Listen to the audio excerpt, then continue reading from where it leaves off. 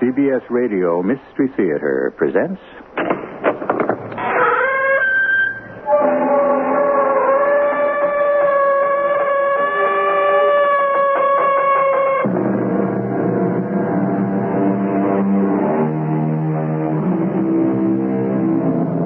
Come in.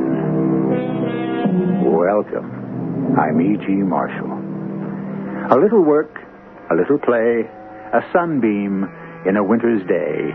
These are all the things I crave between the cradle and the grave. Between the cradle and the grave is but a moment in time, the tiniest tick of eternity. But sometimes there is a moment that may last forever. What do you want, Emily? You know what I want. I want this for Tommy. But what can I do for Tommy? You can do everything. I'm doing everything for Tommy. I can't do any more. You can and you will. Do you want to destroy me? If doing the right thing destroys you, then you're better off dead.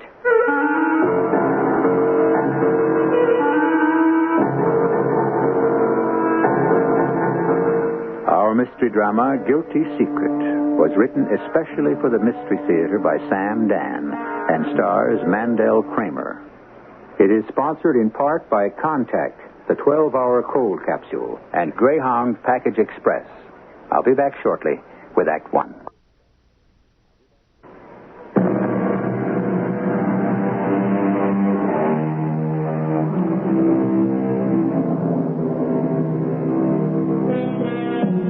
There is an incurable disease that attacks so many people in public life. Although its victims are found all over the country, by far the greatest number of those afflicted are concentrated in Washington, D.C. We're not sure if the cause is a bacterium, bacillus, or virus. In any case, the name for it is irreverently given as Bugus presidentialis. Ah, yes. Once bitten by Bugus presidentialis, a man will know neither rest nor peace until he is elected President of the United States, which accounts for all those fidgety people in politics. Well, we're about to observe Bugus presidentialis in action. Hello, Senator. Jim! Well, sit down. I didn't know you were in town. Flew in this morning. Well, what brings you here? What brings me to the office of the junior senator of one of the least populous states of the Union? You asked the question, you answer it. Well, do you want to run for president? Do I what? I think you heard me. I assume you mean President of the United States. Naturally. Well, to tell you the truth, Jim, I never thought about it. That's not the truth. Everybody thinks about it. No, I mean seriously. So do I. Melvin Lewis Blaisdell. A fighting district attorney, fine reform governor, now a quiet, competent senator, and only 42 years of age. Now, look, Jim, I promised the people of my state that I'd actively pursue their interests in the Senate. Of course. But you have a higher duty to the people of your country. Uh-oh. The party's in trouble, is it? No, we suddenly realize we have a chance to win. The other side hasn't really solved the basic problems, the economy, the environment, so forth. Well, do we have a program that'll solve them, Jim? No. But it's our turn to holler, turn those rascals out. And turn these rascals in. Why me, Jim? George Hayes and Frank Rogers are killing each other off. Well, may the best man win. But the best man won't win. And he'll drag the other one down with him. Well, surely for the sake of party unity. What unity? Hayes and Rogers are having a blood feud. We need you. Why me? That's the second time you asked that question. Well, you might answer it. Because it's the magical meeting of the man and the moment. What did you say? What did I say? And it came out of nowhere. The magical meeting of the man and the moment. That's our slogan.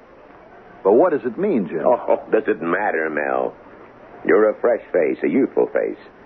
You come from a one-party state, so you never had to slug it out with the opposition. You never made any real enemies. The liberals think you're really a liberal. The conservatives think you're really a conservative. What are you, Mel? I dislike labels, Jim. There you are.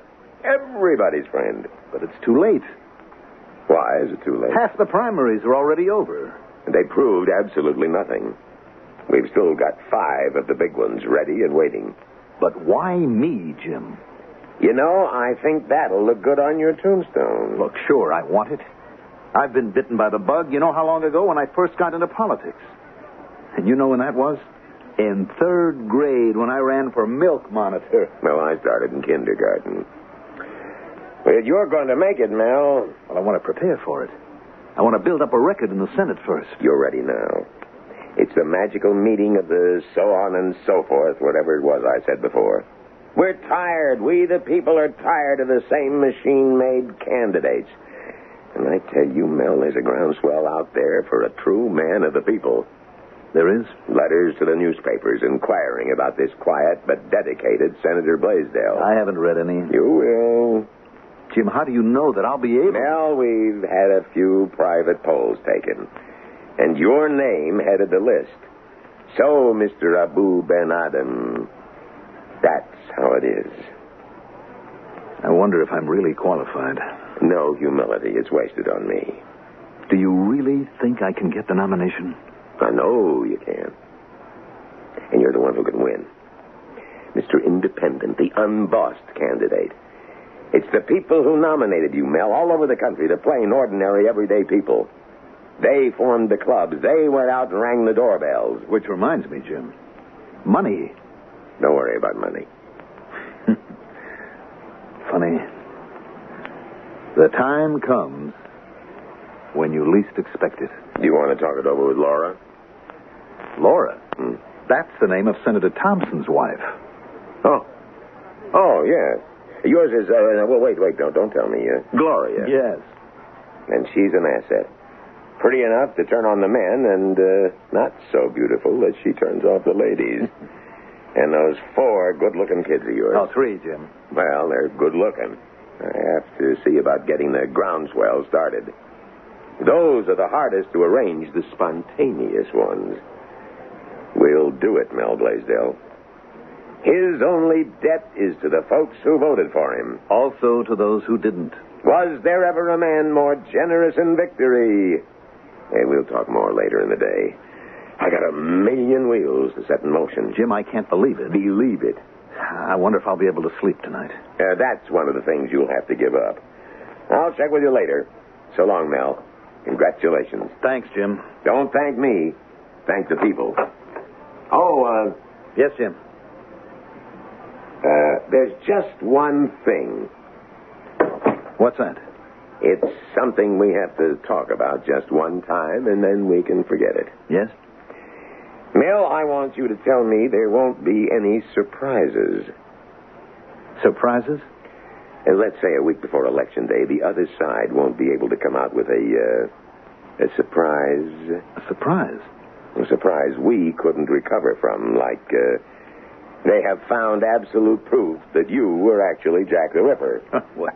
Or you took $1 million or even 15 cents from a utility company or an oil company. You know the kinds of things I'm talking about. Yes, of course. So, are there have to be any surprises? Now, don't answer quickly. Will there be? Can there be any surprises? No. No, Jim. There won't be any surprises.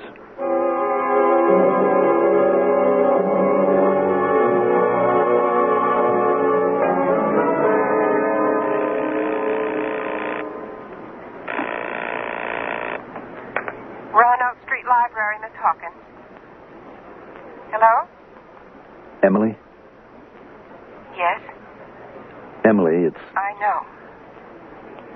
Emily, I must talk to you. I thought we agreed. Emily, I must. I don't see any reason. Please, I'll explain. What is there to explain? Please. No. The break is clean.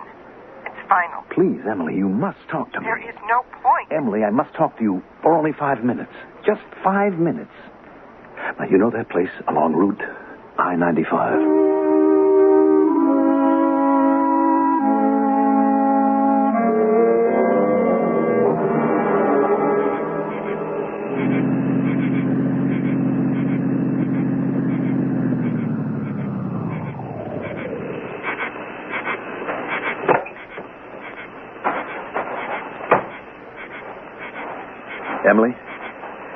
Yes? We can sit in your car. Were you followed? Why would anyone follow me? Look, I'm sorry I'm late. I had to make sure that I wasn't being followed. Well, Melvin? Melvin. You're the only person who ever called me Melvin. Is that why we're here? To reminisce? How's the boy? Fine. I mean, how's he doing? Very well. He's going to nursery school, isn't he? Yes. Well, that's good. That's very good. What is the point of all this? Why make it so hard on yourself and on me? After all, I am his father. But we agreed it would be best all around if that fact was forgotten. I can't be that cold-blooded about it. You're not. You're supporting him. And very generously, too. Emily, who knows about the child? You do. I do. Who else? Is that what you wanted to ask me? Who else knows that I'm his father? Only you and I know that. Are you sure? How many times have I told you? I have to be sure. All right, I'll tell you again. It's exactly the same. When I found out I went to New York, you know that. I had the baby at a private hospital. When I came back here, I told everyone he was my sister's son, that she had died in childbirth. Still the same story. It's just that I have to be certain that no one else... No one doubted me when I told it the first time, and no one's ever made an issue of it since. After all, who cares about a librarian named Emily Hawkins? Who knew about you and me? Nobody. Are you positive? Melvin, I really resent this entire conversation. Emily, people talk. There are those girls who like to say, you know who I've been dating? Well, I am not one of those girls. Then nobody knows about us? Nobody ever knew, and nobody knows now. Emily, tomorrow morning, you're going to read something in the paper. A statement by me. Yes? I'm going to announce that I've been prevailed upon to seek the nomination for president. Congratulations. I'll vote for you. Emily, if anyone even had the slightest idea... Melvin, I told you, nobody knows. Nobody will ever know. Because you could destroy me. Why would I want to do that? I don't know what I'm saying. Poor Melvin. Look, it isn't as if you seduced me, you know? I was just as willing as you were. More, if you want the truth. And then later, you didn't abandon me. You were even willing to divorce your wife. I walked out on you. I have no hold on you. No claim on you. Millions of people may not take that view of it. But millions of people aren't ever going to know about it. Oh, Melvin. It wasn't love that brought us together. It was loneliness. This is a bad town for a single girl. And for a married man without his wife. And so we made our mistake. But you're paying for it, Emily. You have the child. You're paying even more. You don't have the baby. Same Emily. Same Melvin. Oh, I'm sorry it had to work out this way. Melvin, we really must never see each other again. Yes. But it's okay to deliver the money the same way, though. The baby and I don't need that much.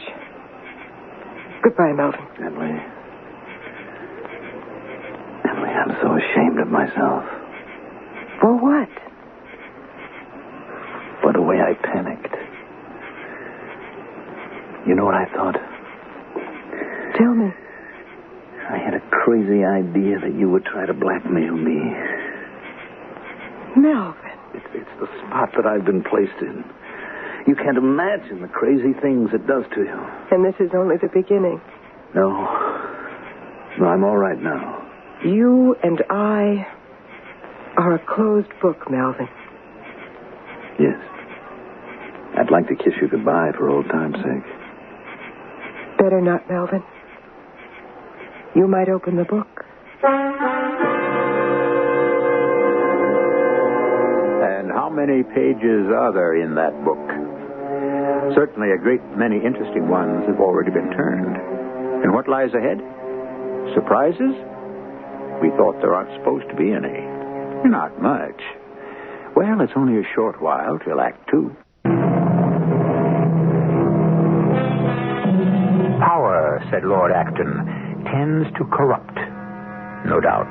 Because power may be looked upon as a disease so virulent that not only does its actual possession corrupt, but even its prospect will corrode.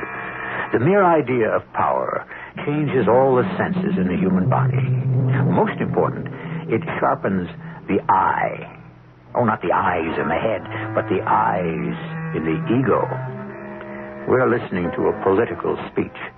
We cannot look back to the old methods, but we can and must make sure of the old virtues: honesty, loyalty, integrity. These are the basic qualities of the American people, and these must be the basic qualities of America's leaders.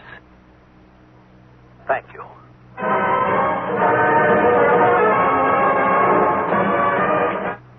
Well, how did I sound, Gloria? You were sensational, Mel. I told him that. And so were you, Gloria. Me? I didn't do anything. Oh, yes, you did. You did. Well, I just sat there.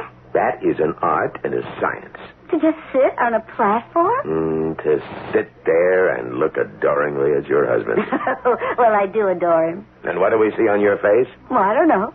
Exactly what he's talking about. Honesty, integrity, loyalty. You're in, Melvin. You're in. Jim, was I really effective? Come on, Mel. What did I tell you about humility? Hello? Yes, I'm Mrs. Blaisdell. Who? Oh, well, thank you. My husband's a great fan of yours, too. Of course, I'll let you speak to the senator. Who is it, dear? It's that fabulous country music star, Jim Bob Marlowe. Good Lord, I can't stand that whining caterwauling. Now. Why do I want to talk to him? I arranged for him to call you. Why? Because he sells millions of records and his name has the highest recognition factor in the country. Well, look no further. That's what's wrong with America. Go ahead, Mel. His time is very valuable. The trouble with these so-called singers is that they never blow their noses. Hello? Yes, Mr. Marlowe. Well, thank you. I'm a great fan of yours, too. Yes. Well, it is the essential American music. You do? Well, I'd be honored, Mr. Marlowe. Please, you'll have to call me Mel. Well, certainly. Well, look, when you're in the neighborhood, you must drop in on us. Well, we're just folks, too. I will, indeed. Yes, and thank you. Goodbye. Oh, I think I'm going to be sick. What did he want? Well, you can't guess what old Jim Bob wanted. I can. No, you don't count. You probably put him up to it. I did. You don't know what a coup this is.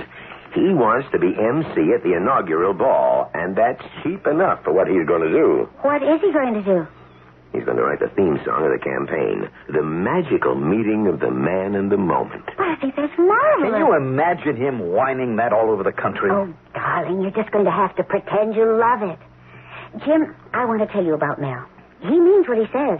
Mel's a very decent guy. Honey, you don't have to sell me to Jim. And the people sense it. That is why he'll be nominated and elected. You know, there are men in public life who brag about their devotion to their wives and their children. We know it's phony, but not Mel. His wife, his 3 boys, are his world. We know that, too. You see, Mel looks at fatherhood as a privilege. He just can't understand how a man can neglect his children, not to mention abandon them. Mel's just never too busy for his kids. There's always time for a ball game, a hike, or just to sit around. You know, he is the most unusual father. You know, I'm getting a headache. I think my halo's on too tight. I want Jim to know all about you. When Mel first came to Washington, he wasn't going to interrupt the boys' schooling. He came here alone, and he lived here alone for a full year. It was very difficult for Mel to be separated from us. You know, he almost changed his mind about the Senate. But the boys and I said, you've got to do it. Because one day, we'll all live in the White House. And now it's going to happen. Oh, Mel. Mel, I'm so proud. So proud.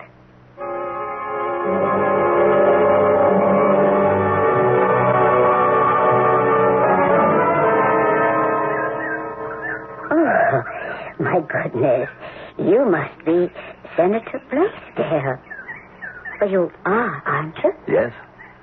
I happen to notice you come here quite often. I just can't get over it. I mean, an important senator sitting on a park bench. You're in charge of those children, aren't you? Yes. Yes, I'm their nursery school teacher. My name is June Miller. They're lovely children. Yes. 3-year-olds. Oh, my, it's such a special age. Tommy, you mustn't hit Sarah Jane with your shovel. She only wants to share. Oh, he's so cute. But he's going to be a problem. Oh? He realizes he has no daddy like the other kids. Oh, that's too bad.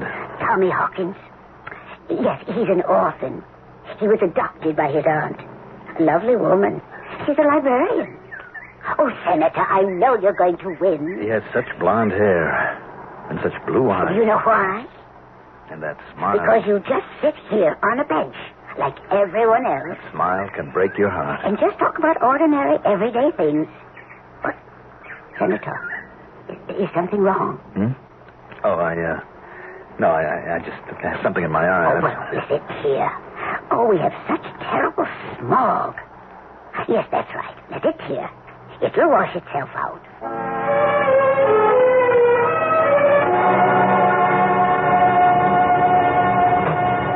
Oh, would you please take me... I know your address, Senator. Hey, Senator, you know something? You're going to go all the way. Well, thank you. I'd mortgage the house to bet on it. I've been pushing a hack for 45 years in this town. I've seen them come and go. But I spotted you right off the bat. You did? When you first come here, must have been nearly 4 years ago, I says to myself, this fella's on his way. I was right. Well, I hope you're right. I remember I picked you up a couple of 3 times. You'd leave the Senate's office building. And where would you go? To some real hot night spot like a lot of them other congressmen who were on the town? No, sir. Yeah, I remember where I'd take you. You do? Sure. To the library. The library? Yeah, the Roanoke Street Library. The library. That's where you used to go for a good time. All them other guys are tomcatting around. We need a man like you, Senator, who believes in the home and the family and marriage. Yeah, marriage is taking a bad beating these days, ain't it? Mel? Yes? Is something wrong? Why? Why do you ask? Well, you keep tossing and turning. Can't you sleep? Darling, you're shivering. Gloria. What is it? Gloria, I realize right now, this very minute, I realize that I'm going to get the nomination. Well, but that was obvious right after the California primary. All I'm saying is that I realize it. For the first time, it's going to happen to me. I'm going to leave that convention as the nominee of the party. Of course, Mel, of course. I'm frightened. What's there to be frightened of? Of course, I know. It's the awesome responsibility. But we both know you can do the job. I'm frightened, Gloria. Of what? Tell me, Mel. Please tell me. No, I can't. Mel, I know that once you become president, there'll be certain secrets you can share with no one, not even me. And certain times when you'll have to be all alone. But surely it hasn't started yet, has it? Now, what are you doing? I'm getting dressed. Why? I have to go out. At this hour? Where? Please, don't ask me, Gloria. But certainly you can tell me where you're going. No one must know about this. I'll be back very soon. Please tell me. Gloria, please, don't ask me, please.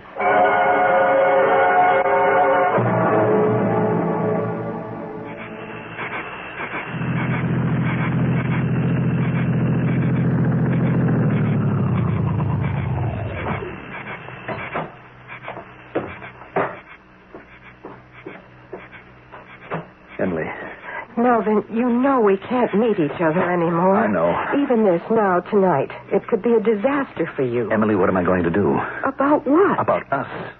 What is there to do? Now, you never told anyone you had ever gone out with me. Melvin, I keep telling you over and You're over. positive there's no way that anyone could ever know. Please get hold of yourself. Yes, I've got to do that. I've got to. Emily, do you realize that I've got that nomination sewed up? Everybody knows that. And the polls say that I can win the election easily. And you're going to. But I have a nightmare, Emily, a recurring nightmare. You're shivering. Want me to turn on the heater? I have the nomination. And I'm running for election, and I'm ahead just as the polls say I am. And then, just a week before Election Day, the headlines break. About you and me and Tommy. Melvin. That's how they do it. They'd save it for the final week of the campaign. I keep telling you there's absolutely And in this no... nightmare, the newspaper headlines, the radio, the TV commentators, everybody takes shots at me. I'm the greatest hypocrite who ever ran for the office. Nobody knows. Emily, I can't tell you the lengths to which my opponents will go to investigate, the depths to which they'll sink. Have they already found out? Do they know right now? Are they saving it for the last split second?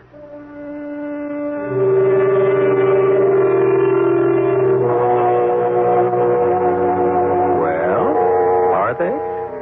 As you know, all's fair in love and war. And, of course, politics, which is a combination of both. As the philosophers will tell you, anxiety is the natural state of man. And so Senator Blaisdell has more than his share. And if you're anxious for the third act, it shall arrive in just a few moments.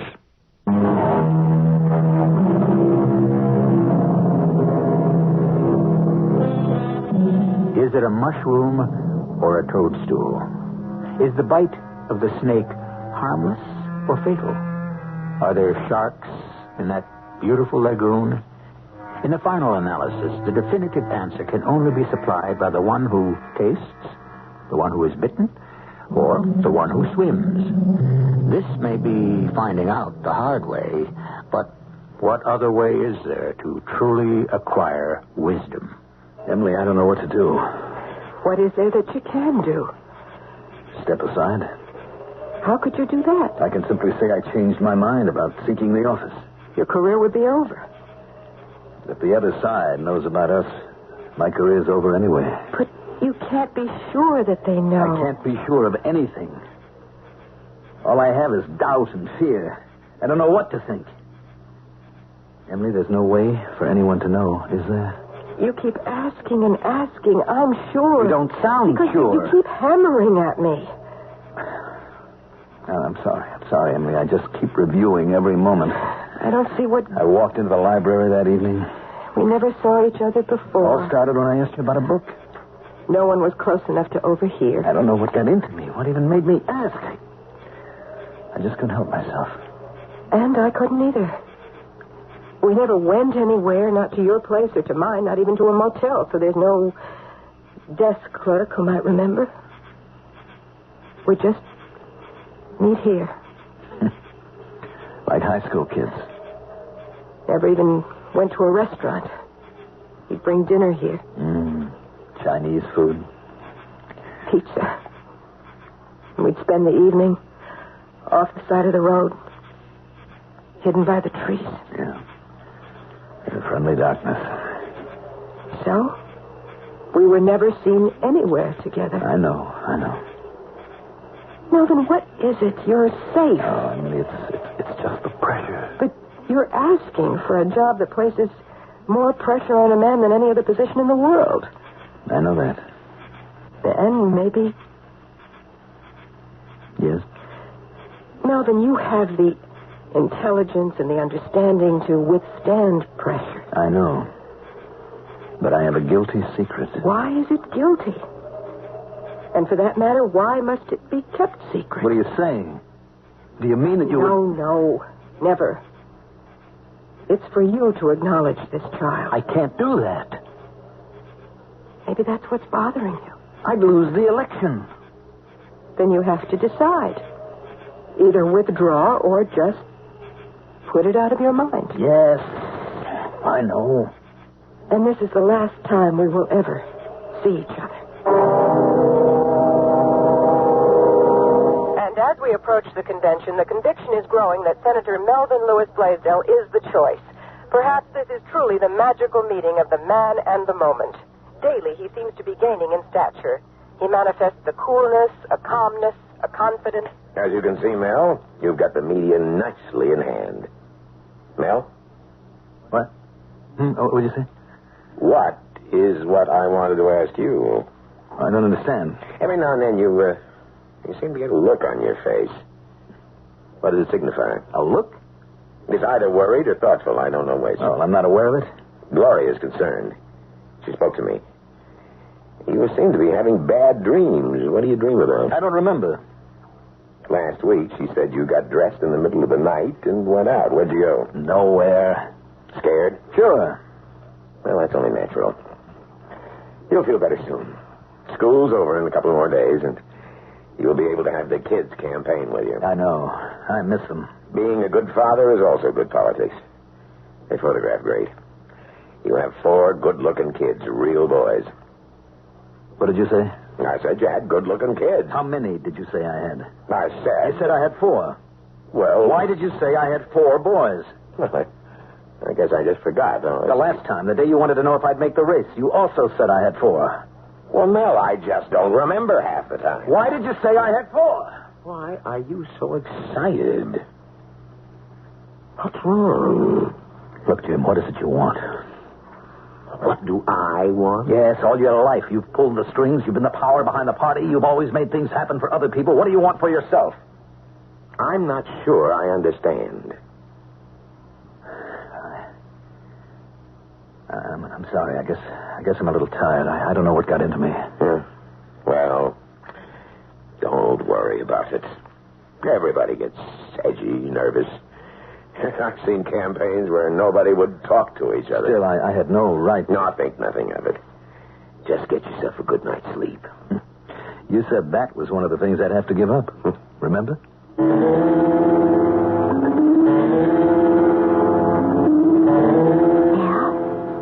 Are you asleep?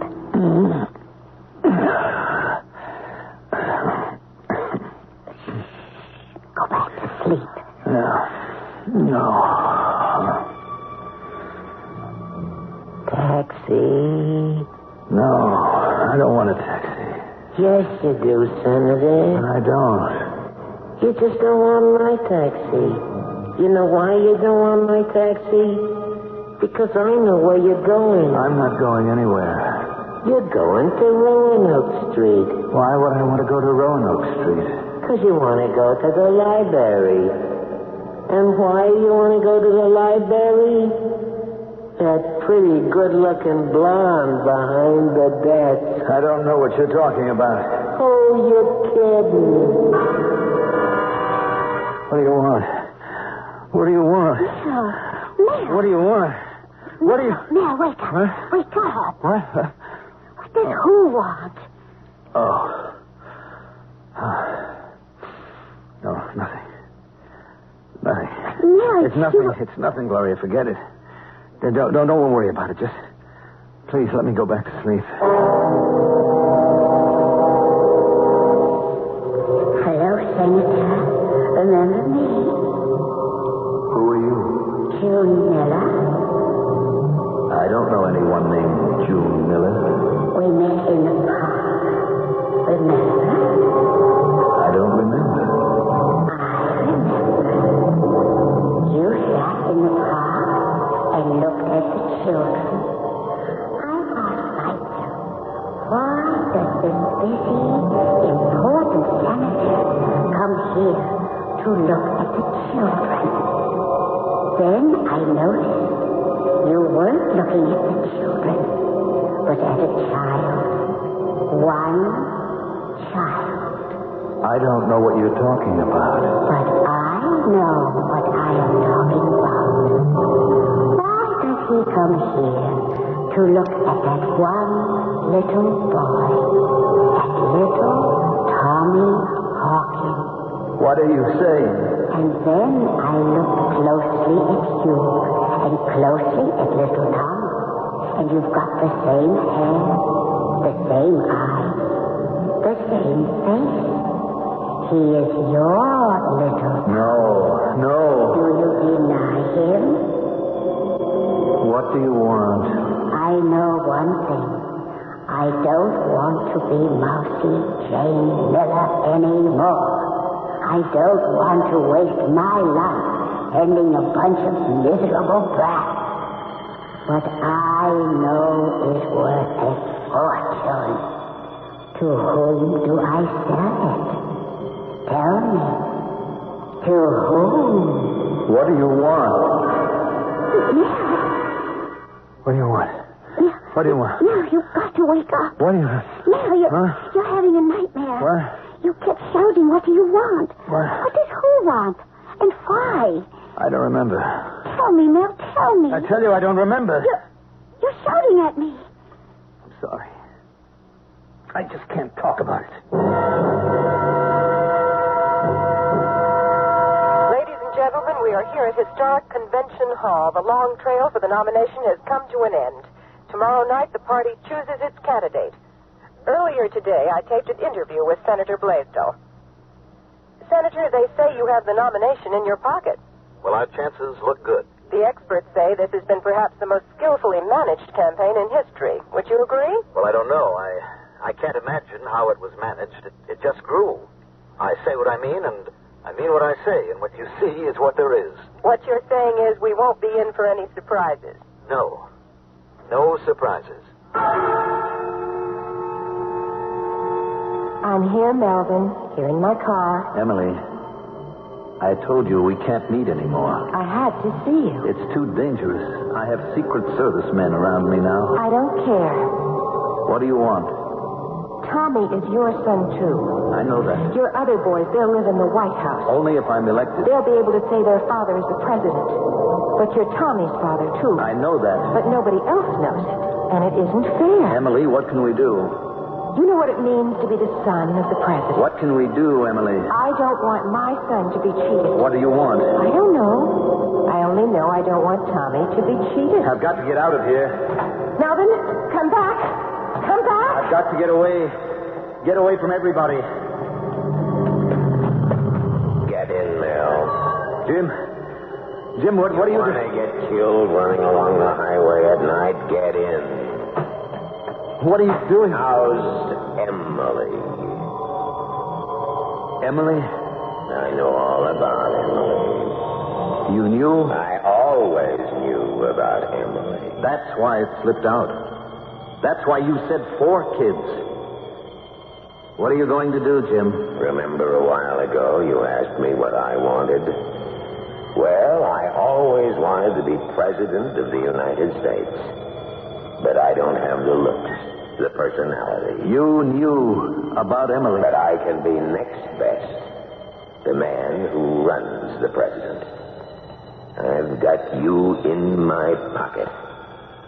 All right, Pigeon, I'm taking you home. What did you call me? I'm sorry, I shouldn't have rubbed it in. I won't in the future. That's right. You won't. Because there isn't going to be a future. No? No. Because I'm bowing out. You're what? You heard me. I'm stepping down. I don't want it. I heard you, but I don't believe you. I can't live this way. I don't want it. I don't want it. I don't want it. I don't want it. Mel! I don't... Mel! What? What? Wake up, darling. What is it you keep dreaming about? Oh. I don't know. What is it you don't want? I don't remember. I don't remember.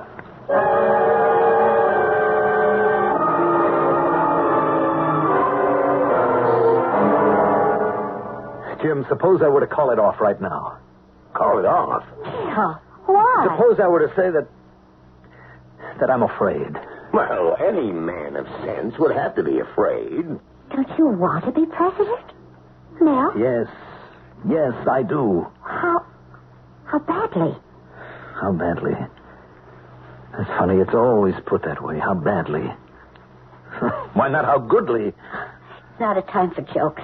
In less than an hour, you're going to be nominated. Mel, how much do you want it? I want it more than anything in the world. Then why do you even talk about calling it off? Gloria, darling, you believe in me, no matter what may happen? Oh, what can happen? What can happen? Maybe nothing.